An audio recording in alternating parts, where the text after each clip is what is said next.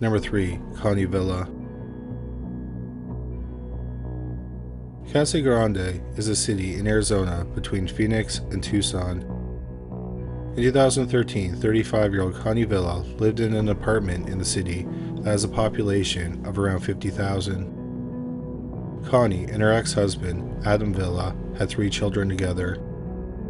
They were 8, 5, and 3. Connie had a daughter from another relationship, 13-year-old Honorio Macias. Connie and Adam were married in 2005 and they divorced in 2012. On Christmas Day 2013, all the children were at Connie's apartment. Connie convinced Adam to come over to the apartment. When Adam got there, Connie stabbed him in the upper torso several times. Adam managed to fight Connie off and ran from the apartment. He called 911 as he drove to the hospital. Police rushed to the apartment and forced their way in. Connie was holding a knife to her chest and she was bleeding from the torso. Her 3 youngest children were lying next to her. The police were able to take Connie into custody. They took her and the 3 children to the hospital. In the bathroom, they found the dead body of Connie's oldest daughter, 13-year-old Honorio Macias. However, there were no obvious signs of trauma. The other 3 children had ingested a prescription opiate drug and they were revived. Adam survived his stab wounds. Connie had superficial wounds and she was released from the hospital on December 29th. She was immediately arrested for first-degree murder. Connie told the police that she was worried that Adam would get custody of the children and she would rather kill everyone than have that happen. She forced the children to take the drugs, but Honorio refused to take the drugs. So she smothered Honorio with her bare hands. In July 2017, Connie Villa pleaded guilty to first-degree murder. She was sentenced to life without parole, plus 155.5 years for the other charges.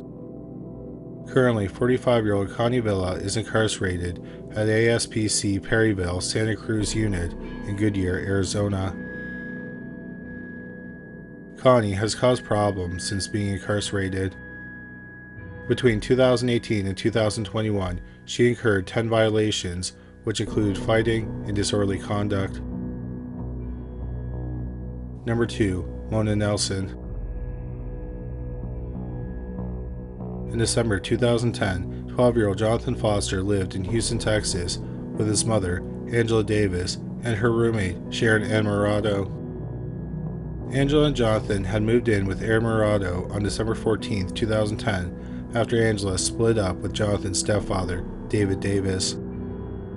Jonathan had spent most of his life living in Missouri with his uncle. His mother had problems with drug addiction. She eventually got her life back on track, and in November 2010, Jonathan moved in with her and David. Angela claims that she left David because he had slapped Jonathan across the face. They moved into a small duplex next to their apartment complex. On the afternoon of Christmas Eve 2010, Jonathan was home alone.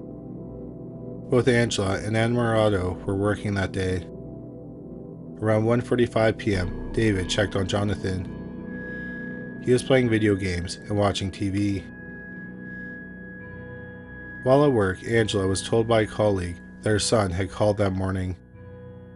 He wanted Ann Murado's phone number. Before Angela could call back, a woman called the office and asked for Angela. She said it was an emergency. But when Angela got to the phone, there was no one there. Angela was worried, so she decided to go home. As she drove home, she called the home phone several times, but no one answered. She pulled into the neighborhood, and finally someone picked up. It was a woman, and Angela didn't recognize the voice. Angela asked to speak to Jonathan. The woman said, "Is your mama's name Angela?" In the background, she heard her son say, "Yes, ma'am, my mama's name is Angela." Then the call abruptly ended. Moments later, Angela pulled up to her home. Bewildered and concerned, Angela made her way inside the duplex. When she got inside, she found that the TV was on and a video game was open on the computer, but Jonathan was gone. There were no signs of a struggle or any kind of disturbance. Besides Jonathan, the only things missing were the clothes he was wearing and a stuffed animal of a cat that his grandmother had knit for him. Angela called the police. The police talked to the boy's estranged stepfather, David Davis. Angela and David gave conflicting information. Angela said that a babysitter had been looking after Jonathan, but David told them that the boy had been home alone. So the police labeled him a runaway and didn't start looking for him for a few days. Angela went through Christmas not knowing where her 12-year-old son was. 4 days after Jonathan went missing, a person driving on a frontage road a few miles from Jonathan's home saw something odd in the ditch. It looked like a body rolled up in a carpet. They called the police. Inside the carpet was a small body that had been burned beyond recognition. Using dental records, they identified the body as 12-year-old Jonathan Foster. His wrists and ankles had been bound with twine. The medical examiner could not say for sure how he died or if he was alive or dead when his body was burned. There were no burn marks in the ditch, so the police concluded that he had been killed and the body was burned elsewhere and then he was dumped there. The police's first suspect was David Davis.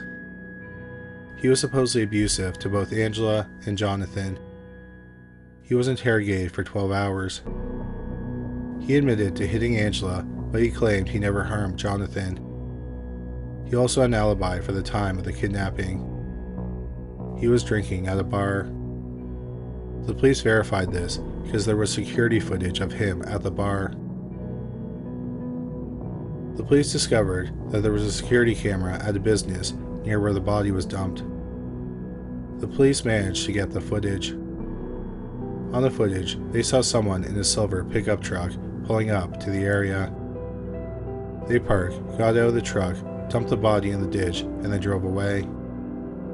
The police interviewed neighbors of Jonathan, and they saw a silver truck at his home after David left, but before Angela got home. The police showed the footage to the neighbors and Jonathan's family. Several people recognized the person in the video. She was 44-year-old Mona Nelson. Nelson was the mother of twins and had 5 grandchildren.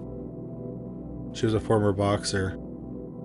She had previously worked as a maintenance person at a building across the road from Jonathan's building. At the time of the murder, she was working as a welder. Nelson also had a criminal record. In 1984, 18-year-old Nelson participated in an armed robbery at a barbecue restaurant. According to the Houston Chronicle, she escaped in a hail of gunfire. She was arrested, and she claimed that a man had forced her to take part in the robbery. In 1985, she pleaded guilty in exchange for 10 years of probation. Then in 1991, she was caught smuggling 6 immigrants across the border. She charged them $600 each to smuggle them across the border. Her probation was revoked and she was sent to prison. She was sentenced to 6 months for the smuggling incident that was to run concurrently with her sentence for aggravated robbery. She was paroled again in October 1994. 3 years later, she served 30 days for theft by check. In 2002, she served another 30 days for marijuana possession. Then, in 2005, she was convicted of making terroristic threats and criminal mischief. She was given a year of probation and 2 months in jail. Mona Nelson was friends with Angela Davis's roommate, Sharon Amarato. Also, she and David Davis met a few weeks before the murder. Angela had only met Nelson once, the night that Jonathan went missing. She had come to their duplex.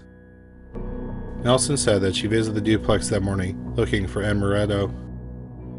Jonathan answered the door and he wasn't wearing a shirt. She said it seemed like someone was in the home with him. The police interviewed Nelson and they showed her the video of the person dumping the body. She admitted that it was her on the video, but said she didn't know she was dumping a body. Nelson claimed she had been drinking vodka all day. She said that one of Jonathan's family members dropped off a container or a trash can and offered her $20 to get rid of it. She drove around and randomly dumped it in a ditch. She claimed she never looked in the container. The police thought that this was an odd statement because the body wasn't found in a container, nor was there any container at the dump site. The police searched Mona Nelson's home. Nelson worked as a welder, so it wasn't surprising they found an oxyacetylene torch in her home. But they also found twine resembling the twine used to bind Jonathan's wrists and ankles. They also found some carpet that matched the carpet that was wrapped around Jonathan's remains. In a trash can, they found a Looney Tunes sweatshirt and some charred carpet pieces. On the sweatshirt, in several spots, they found blood and DNA belonging to Nelson. Angela and a neighbor both said that the shirt belonged to Jonathan. The police felt like they had enough evidence, so they arrested Nelson the day after the body was found. Mona Nelson went to trial in August 2013. She chose to go to trial by judge and not jury. Nelson's lawyer argued that there was no physical evidence that she killed the 12-year-old boy. Instead, he claimed it was Jonathan's stepfather, David Davis, who killed him, and he was the one who gave the body to Nelson to dump. The defense had a pathologist testify. He did not examine the body, but he did read the report and looked at the photographs. The medical examiner could not say for sure how he died and if he was alive or dead when his body was burned. He said he believed that Jonathan's body was burned after he was dead. He also said there was no way to tell what was used to burn him. A friend of Nelson's testified, and he said that he was drinking with Nelson from 10:30 a.m. to 2:30 p.m. Therefore, she couldn't have kidnapped Jonathan because when his mother arrived home at 2 o'clock, Jonathan was gone. The lawyer also pointed out that there was absolutely no motive. Nelson was a mother and grandmother and loved children. There was no way she would kill a child and burn his body on Christmas Eve. The prosecution contended that the twine, the carpet pieces, Jonathan's sweatshirt, and access to the oxyacetylene torch were all evidence. Also, David Davis had an airtight alibi for the time of the murder. Plus, Nelson said that she dumped a container with the body and had no idea what was in the container, but the body was not found in a container. Although there was no cause of death, the prosecution contended that Jonathan had been burned alive with the oxyacetylene torch. Also, the one witness who said he was drinking with Nelson until 2:30 p.m. contradicts other witnesses who saw her vehicle outside Jonathan's home around the time he was kidnapped. The prosecution also had a theory on motive. Nelson had been drinking all day, and they said she could be a mean drunk. Nelson and Sharon Emirado had plans to hang out that day. Emirado told Nelson to go to her home and wait for her, but Jonathan had been given strict instructions not to let anyone in. This explains why Jonathan called Angela at work looking for Emirado's phone number, because he wanted to verify that Nelson was allowed into the home. But then Nelson became angry, and she either killed Jonathan then, took him back to her home and burned the body, or she kidnapped him and then took him home, where she killed him, possibly with the oxyacetylene torch. After a 2-week trial, the judge found Mona Nelson guilty. She was given an automatic life sentence. Some people believe that Nelson did not commit the murder alone, but if she did have an accomplice, she has never revealed their identity. 57-year-old Mona Nelson is currently incarcerated at the Dr. Lane Murray Unit in Gatesville, Texas. Number 1. The Dayton Christmas Killings. On Christmas Eve 1992, 18-year-old Danita Goulet was talking on the payphone outside the downtown core of Dayton, Ohio. She was a high school student and a mother of a 2-year-old. A short time later, she was found dead outside the phone booth. She had been shot 5 times. Her jacket, her Fila shoes, and her backpack had been stolen. In her backpack was 50 cents. On Christmas Day, the police were called to a neighborhood in Dayton, just over 2 miles from where Danita Goulet was killed. A car had crashed into a tree. When the police arrived, they found 19-year-old Richmond Maddox on the floor in the front seat. He was pronounced dead on arrival at the hospital. But to the doctors, it was clear the collision did not kill him. He had been shot once in the head. The police had no reason to believe that the two murders were connected. Goulet was shot with 25 caliber bullets, and Max had been shot with a 32 caliber bullet. The next morning, the police were called to a convenience store just a little over half a mile from where Goulet was shot to death. Working at the store that morning was 38-year-old mother of one, Sarah Abraham. There were two customers in the store, 64-year-old Jones Pettis and 71-year-old Edward Thompson. Abraham had been shot in the mouth and the top of the head. Pettis had been shot in the stomach. Thompson avoided being shot because after the gunman fired at him, he pretended he had been shot. Both Abraham and Pettis were rushed to the hospital. The police talked to Thompson, and he described what happened that morning. He said a teenage girl had been in the store and wanted to buy a pack of gum. Thompson said that the young woman was 5 cents short and asked if he could spare a nickel. Then, two young men came into the store. One of them had a gun and demanded all the money from the register. Since it was just the morning, there was only $44. The men took it, and then they started shooting. The police noted that 25 caliber bullets had been fired. Thompson said that the two men and the young woman who asked for the nickel all left the store together and got into a blue Pontiac Grand Am. A short time later, a woman reported that 4 young people had stolen her black Dodge Shadow. They had pulled guns on her, but she ran before they could fire at her. Over the police radio, officers were told to be on the lookout for a black Dodge Shadow with 4 people in it who were to be considered armed and dangerous. A few hours later, an officer spotted a black Dodge Shadow and ran the plates. The plates belonged to a blue Grand Am. The officer called for backup. When another vehicle arrived, one of the young men ran from the car. The car pulled over, and the man and the 2 women were arrested without incident. In the stolen car, they found 25 caliber and 32 caliber handguns under the seat. The people in the car were identified as 19-year-old Marvelous Keene, 16-year-old Laura Taylor, and 20-year-old Heather Matthews. Keene was wearing Dania's jacket, and Taylor was wearing her sneakers. The police tracked down the man who fled to a home in Dayton. He was 17-year-old DeMarcus Smith. He was hiding out in a friend's home. His friend's mother told the police that her son had got in trouble while driving a car that Keene had given him. The police had given him tickets, so she showed the police the tickets. The car was a blue Pontiac Grand Am that belonged to 34-year-old Joseph Wilkerson. The police went to Wilkerson's house, and no one answered the door. There were no signs of a break-in or forced entry, but the front door was unlocked, so the police went inside. The house had been trashed. In one of the bedrooms was the dead body of 34-year-old Joseph Wilkerson. He had been shot once in the chest and the head. It was clear he had been dead for days.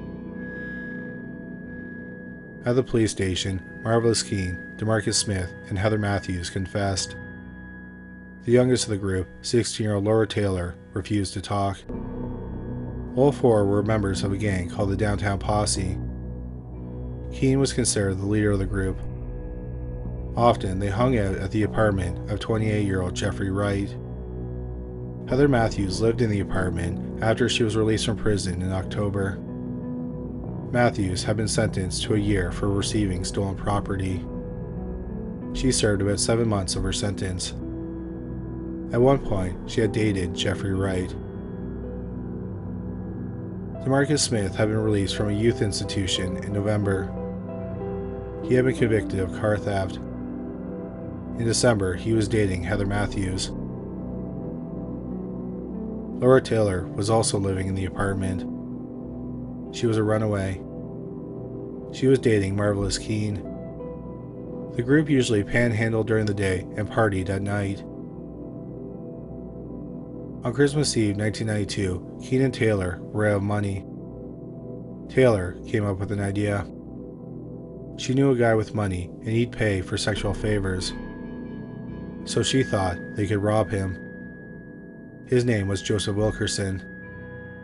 They asked Heather Matthews to join them. They told Wilkerson that the three of them were going to come over and have group sex. 34-year-old Wilkerson let them into the house. Keene pulled out a gun and got the two young women to tie Wilkerson to the bed. Keene shot him in the chest, but this didn't kill him. He then handed the gun to Taylor. 16-year-old Taylor shot him in the head. They ransacked his house and stole several items. They also stole his Grand Am. A few hours later, Keene, Taylor, and DeMarcus Smith were cruising around, and they came across 18-year-old Danita Goulet. Taylor said she wanted Goulet's shoes. So Smith and Keene pulled out their guns and made Goulet take off her backpack, shoes, and jacket. Then the two men shot her. Afterward, they went to Jeffrey Wright's apartment and bragged about murdering the young mother of one. Later that night, Wright came home. He grabbed his ex-girlfriend, Heather Matthews, by the hair and started dragging her across the room. DeMarcus Smith, Matthews' current boyfriend, became angry. The two men started fighting. Smith pulled out a gun and Wright fled. As he was running across a field, Smith shot at him. Wright was hit in the leg and he went down. Smith walked up to him and unloaded the rest of the clip. Thinking he had killed the 28-year-old man, Smith then walked away. He had fired 14 shots and Wright was hit 4 times in the leg. Wright had played dead, and then, after Smith left, he got up and made it to a neighbor's house. He was taken to a hospital and released the next day. It doesn't appear that he told the police who shot him. The next day, which was Christmas, Laura Taylor hatched a plan to rob her ex-boyfriend, 19-year-old Richmond Maddox.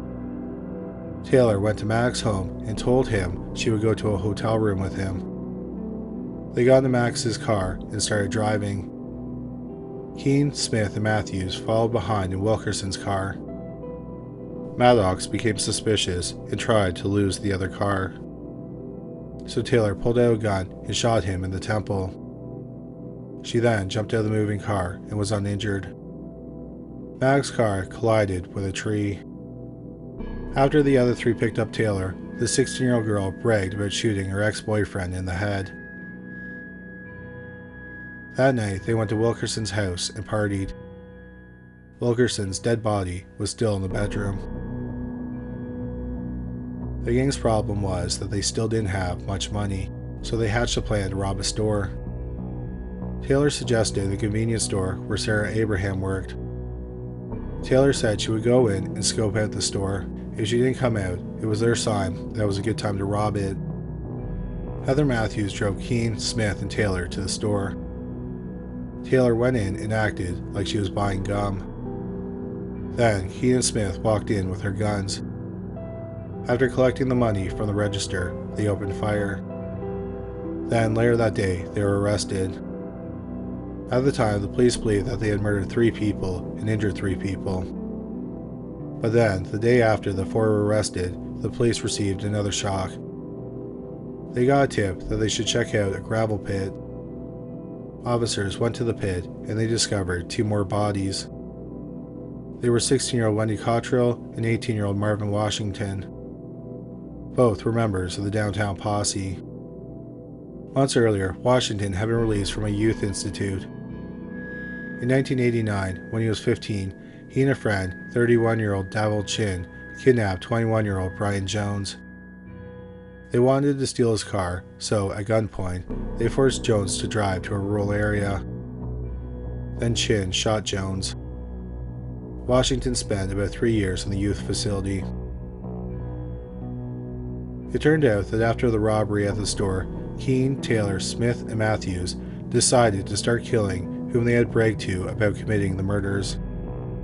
The first were Cottrell and Washington, who they thought had snitched. They picked them up on the pretense that they were going to take them to a party. When they got to the gravel pit, they ordered Cottrell and Washington out of the car. Then they led them behind a mound of gravel. Then Keene shot Cottrell and Smith executed Washington. Washington had been shot 11 times, 5 times in the side, twice in the back, 3 in the back of the head, and once in the face.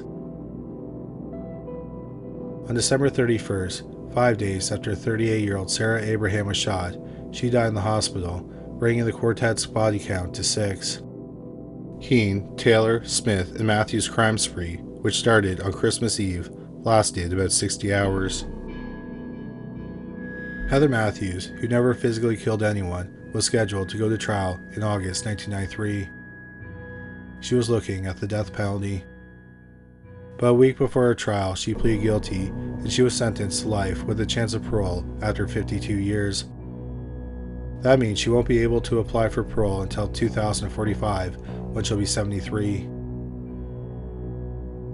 The ringleader, Marvelous Keene, went to trial in October 1993. The trial lasted 7 days. He was tried by a panel of 3 judges. He was found guilty on 20 counts, including 6 counts of aggravated murder. In December 1993, he was sentenced to death. Laura Taylor, who was the youngest member of the gang and arguably one of the main driving forces in the murder spree, went on trial in January 1994. Her trial lasted 12 days. The jury deliberated for 5.5 hours. She was found guilty of 3 counts of aggravated murder, amongst other charges. She was sentenced to 145 years to life. She would be able to apply for parole when she was in her mid-70s. Finally, in February 1994, DeMarcus Smith pleaded guilty to 11 charges, including 4 counts of aggravated murder. He was sentenced to 4 life terms, plus an additional 106 to 255 years. By the time of this recording, 51-year-old Heather Matthews and 47-year-old Laura Taylor are incarcerated at the Ohio Reformatory for Women in Marysville, Ohio. 48-year-old DeMarcus Smith is currently serving his sentence at the North Central Correctional Institution in Marion, Ohio.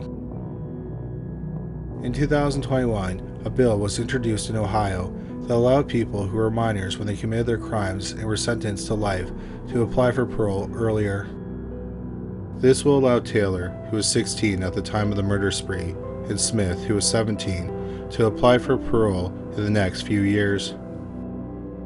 Taylor can apply for parole in October 2026 when she'll be 50. Smith will be able to apply for parole in November 2025. He'll also be 50 when he can apply for parole. Marvelous Keene spent 16.5 years on death row. He was executed on June 21, 2009 via lethal injection. He was 36 years old.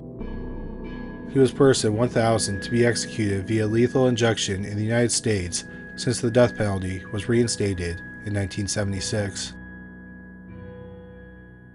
Thank you so much for watching today's video. Please don't forget to check out our new channel, Paranormally Listed. There's a link on the screen now, and there's a link in the description box below this video. Well, that's all for today. Thanks again for watching.